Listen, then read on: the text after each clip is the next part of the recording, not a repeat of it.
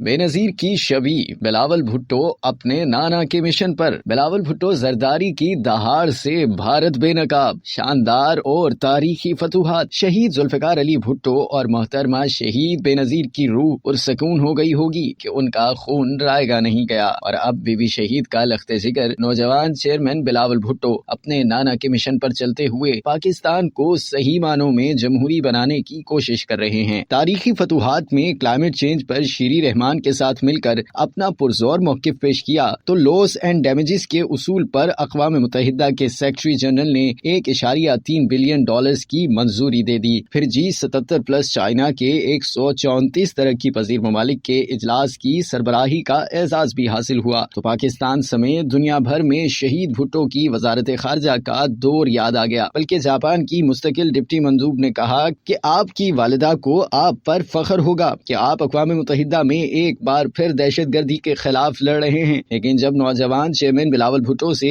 Indian وزیر خارجہ کے پاکستان پر دہشت گردی کے الزام سے متعلق سوال کیا گیا تو پھر یوں لگا کہ بھٹو بول پڑا اور بی بی شہید نے للکار دیا کہ مودی ایک قصاب ہے جو گجرات کے بعد کشمیریوں کی نسل کشی کر رہا ہے۔ یہ ایسی دہاڑ تھی کہ جس نے دنیا بھر میں انڈیا کا چہرہ بے نقاب کر دیا اور وہاں بلاول بھٹو کے خلاف نفرت پھوٹ پڑی۔ اب تک کے لیے اتنا ہی۔ مزید جاننے کے لیے سبسکرائب کیجیے ڈیلی جنگ یوٹیوب چینل اور لائک کیجیے ڈیلی جنگ فیس بک پیج۔